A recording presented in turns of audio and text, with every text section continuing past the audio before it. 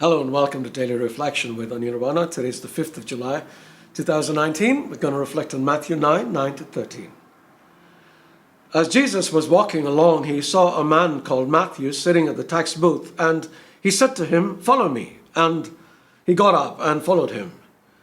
And as he sat at dinner in the house, many tax collectors and sinners came and were sitting with him and his disciples.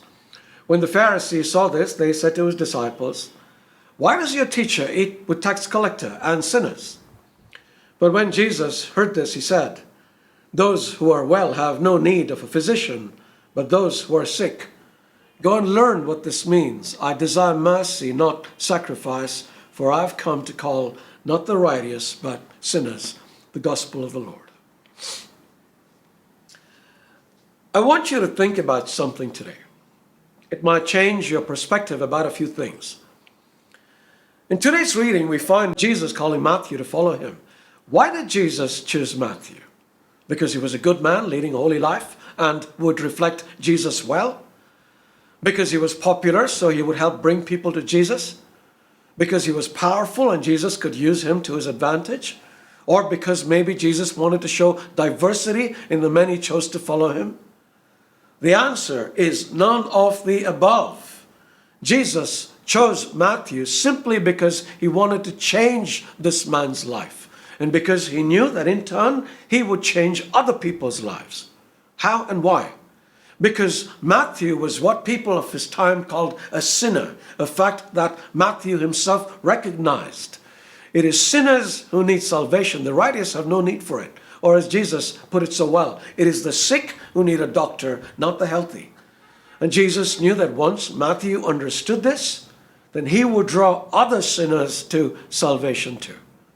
And why did Matthew follow Jesus? And that too immediately. He was a rich man. He was a powerful man. He could pretty much have his own way about anything. So why did he just up and leave? Because in his heart, he knew that despite having the trappings of success, he was empty inside. His wealth, his status, his power counted for nothing. It takes a really honest man to admit that the things of the world don't really satisfy. In fact, often the more we have of the things of the world, the emptier we become. When we realize this, we don't need any persuasion to dump the world.